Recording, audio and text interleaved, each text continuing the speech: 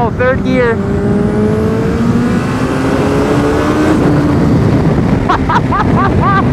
Yeah. Oh my God, man. That was a $160 like it was nothing. That was just one gear. Oh my God, man.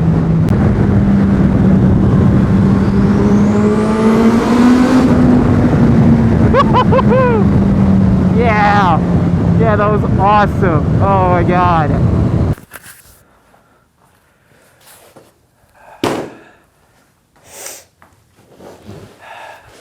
You guys ever embarked on a project that was just a little bit more than you could chew? You actually took that bite and it was just a little bit bigger than you thought it would be.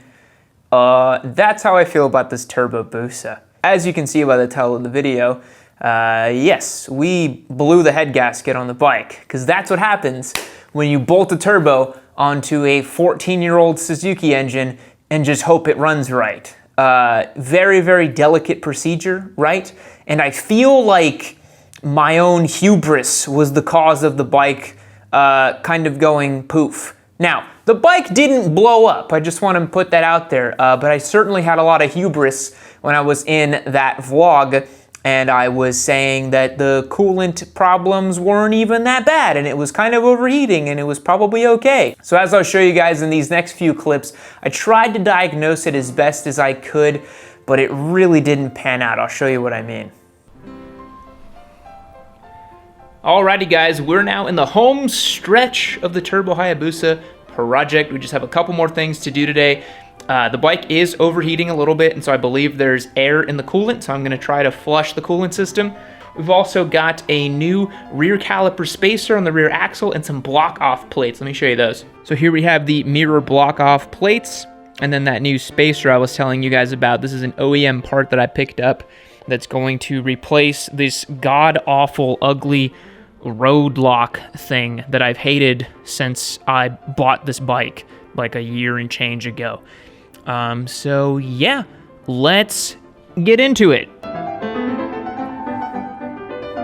For everyone watching at home, the Hayabusa's rear axle utilizes a 36 millimeter bolt. 36 millimeters. First time I got this wheel off, I had to use a different, I mean, it's just so insane, dude. Now, mercifully, the best part about this is I don't need to get the whole wheel off. I just need to slide this off, slide the new one in, and we're good to go, so let's do it.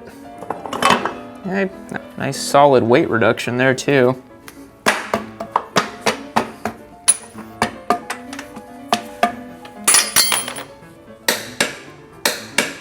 So I'm almost positive that there's air in the coolant line in this motorcycle because it keeps overheating. And it's not down to the tune. I'm pretty sure I've ruled that out because on cooler days, it doesn't overheat, and on hotter days, it does overheat. So I'm gonna get the side panel off, I'm gonna flush the coolant out.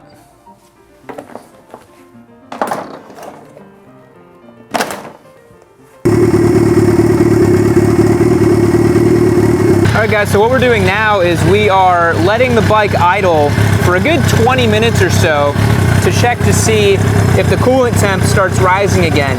This was the problem this bike was having, is at idle, it was overheating a whole bunch, but it seems to be really stable right underneath the middle temp there, but we're gonna keep an eye on it and see what it does. The coolant definitely had a little bit of air in it, and the reservoir was actually pretty empty, so hopefully now with it being you know, actually full up here, no more air bubbles in the line, I don't think we're gonna see overheating anymore, but we're gonna have to go take it for a ride eventually and check it, but that was a coolant flush, so it's looking pretty good.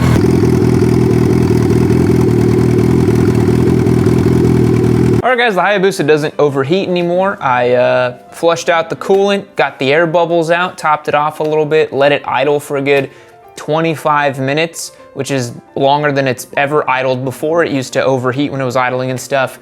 And yeah, temp gauge sits right at the middle. It's perfect, revved it up a bunch of times, and yeah, I think it's not overheating anymore, which is great. Pretty sure it was just air in the coolant, so that's good. All right guys, and with that, I think this bike is officially like completely stitched up. This has been months and months and months of work, parts sourced, turbos being put on, troubleshooting, dyno, diagnosing, test running, all kinds of stuff, but it finally is a completed Turbo Hayabusa. I fixed the overheating problem today, as I mentioned to you guys. So I did everything I thought I could. I checked the coolant, I flushed the coolant, I needed to see if maybe there was air in the lines. I pressure tested it with a mechanic buddy of mine, and he gave me the bad news that, yep, it's a blown head gasket. So I took the motorcycle down to a guy called who is a specialist in drag builds and turbo built bikes as well. He then told me that cylinders 1 and 2 near the head and cylinders 4 were definitely blown at the head gasket, and the head was actually coming off of the motorcycle because there was so much power and boost going through it, right? So I dropped that bike off about 3.5 weeks ago now, and it's great that we are taking our sweet time with this Turbo Hayabusa build, because if we were up against the wire with the content we're making with it, it would have just been a disaster. So yeah, the bike kind of went poof, but I'm glad that there's specialists out there that can help us fix these issues, and it's luckily was not a super big problem. However, the cool thing about this is that this has actually gone through and really kind of built the motor up to a point that is going to be reliable and make even more power, which is awesome. I'm really excited. I'm filming this before I've gotten the bike back, so I don't even know how it's gonna ride or feel when we're all done with everything. But let me walk you through what we're going to do to the bike, and we'll hopefully stitch this together with some more video content of how awesome it is to ride. But yeah, we're putting forged pistons in the engine. We're doing a 9:1 compression ratio, not the 8:1 that's normally seen on turbo builds, because we want to eliminate the lag per device. We're going to be putting reinforced head studs, putting a new gasket, remachining the cylinders and the pistons, putting new O-rings, and seating the pistons a little bit better, and putting a new gasket in as well, obviously. So told me that all those things added up on the engine makes it more reliable and more robust, and will allow us to run a little bit more boost and make more power out of it as well. We're going to take the ECU and just go ahead and flash it with this guy that he knows. Take it to the dyno, put in the new springs, get it all sorted, and hopefully be making over 300 wheel horsepower with this Turbo Hayabusa. But I just want to be real with you guys, man. Like, this has been a huge project and process. I mean, I'm filming this on July 14th of 2021. I mean, we got the turbo kit, we got it in hand in January of this year. And at this point, it's looking like this bike will only be running and riding and reliable and all good by like mid-August if we're lucky. So that really goes to show you guys that a project like this, undergoing such a huge change on a motorcycle, is not simple. It's a big project, and I'm so glad that we've had all the time that we needed to have to get this all sorted. But you know, it's cool to be real with you guys and tell you that these things have happened. You know, like, we blew the head gasket on the Hayabusa. It was not great. It kept overheating, and I'm glad that I didn't keep riding it in that state, because it was not long for this earth until the head was just gonna pop right off the engine there. So yeah, with all that being said, I'm very happy about the Turbo Hayabusa build. We're gonna keep going with it. I will update you guys in this video with some more clips in the future when I go and pick up the bike and then go and run it on a very base kind of level, and then hopefully we can get another ECU flash on it and get the new springs in and get this Busa to the completed level, because I want nothing more than to put out the final vlog where it's the completed ride on the Turbo Hayabusa. That's gonna be just the true vlog. I want to put up a video that says first ride on the 300 wheel horsepower Turbo Hayabusa, because that's what matters in the 1 million subscriber update videos. That's what's really going to be the kind of culmination of everything we've been doing. So let's keep it going. Let's keep Team Turbo Hayabusa going. I'm going to wrap this one up for today, and we're going to pick it up from when I pick up the bike. Jesus Christ. Oh my God. I wish this was like me acting for this video, but it's not. Yes, the date you just saw is accurate. It is November 12th.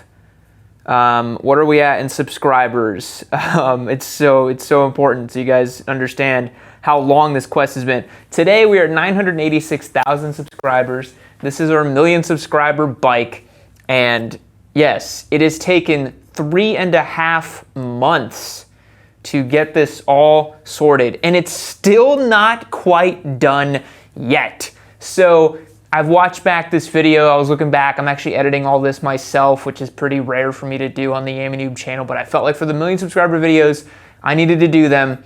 And it is funny watching both my soul leave my body throughout this whole process and the naivete with which I had that I thought I could just slap a turbo on this thing and it would run a-okay.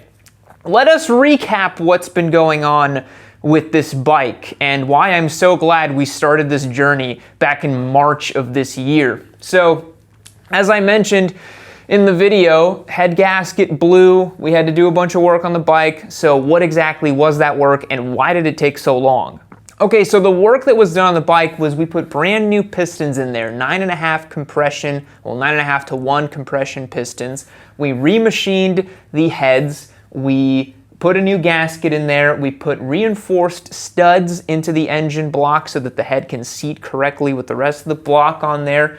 And that's really it. So it's not a super complicated thing we did to this bike to make it running and reliable.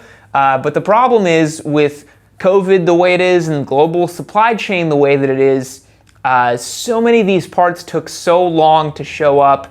And unfortunately, the guy that I went to for this build and this work on this motorcycle was not super communicative, was not super timely with how he was putting this thing together. And so a lot of weeks went by where I just didn't hear from this guy. I would email him, I'd text him, I'd call him. I wouldn't get any response back on what was going on with my bike or what the timeline looked like or when I should expect to get it back. Actually, to just pick this motorcycle up was a 3-week process because I just didn't hear from the guy when I could come get the bike. So I'm not gonna put him on blast. I'm not gonna publicly say who I worked with and how terrible he was with customer service, but it did just take a long time and it was a little tough to actually get things going. But the bike is back now and it ostensibly will run and ride correctly. But there's a couple more things with it before we can actually just say we have a running and reliable Turbo Hayabusa that we can just enjoy and make plenty of videos with, which was what we want to do after we reach 1,000,000 subscribers.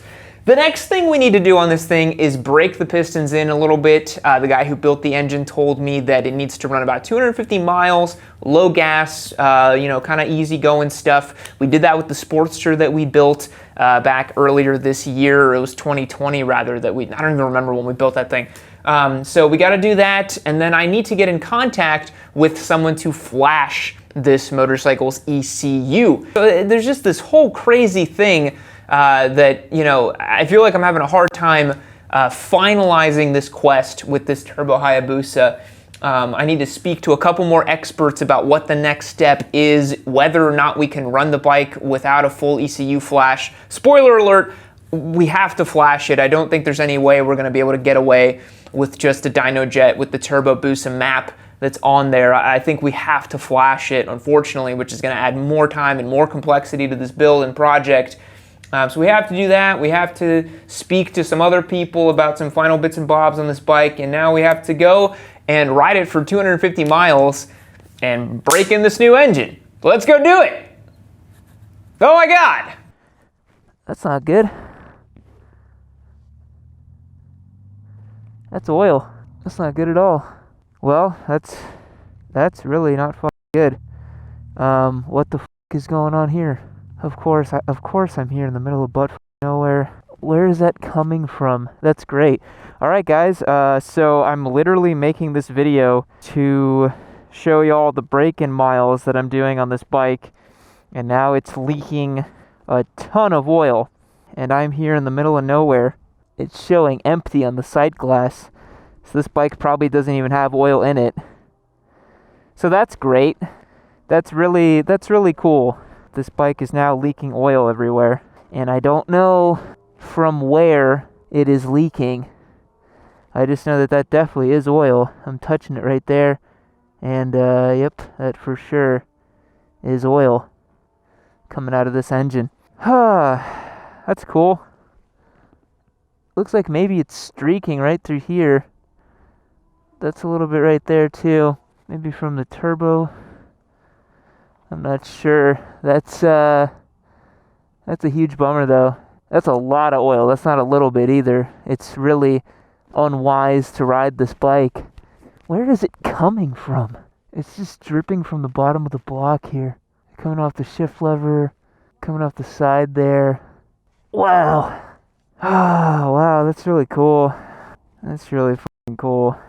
Okay. So, yeah, I don't really know my next course of action here. I'm definitely not going to ride it back while it's totally, like, absolutely pouring out oil like that.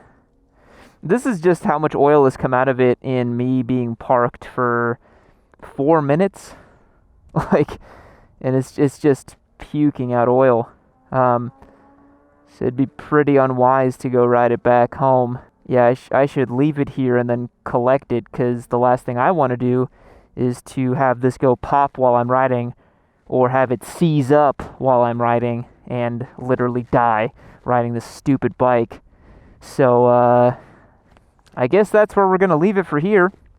I'm gonna park this thing here and hope nobody steals it. I guess I could park it here and then come back with my truck and get it later this evening. Not much else I can do. That's really cool. That's really something there, huh? That's really something. That is so much oil. That's crazy. That's crazy. I swear to God, dude, this bike, this saga with this motorcycle never ends. It's insane. This is really the last thing I needed, but of course that's happening. Are you kidding me, dude? Yeah, okay, well, I was about to go out and keep riding it. Well, I'm glad I pulled over and saw it, because if I had kept going, it would have probably seized up after running with no oil. Yikes, dude. Alright, guys, well, I'm gonna get rescued here and figure out the next steps. Okay. Oh my God. That's hilarious. Alright, well, I'm gonna turn off the GoPro now.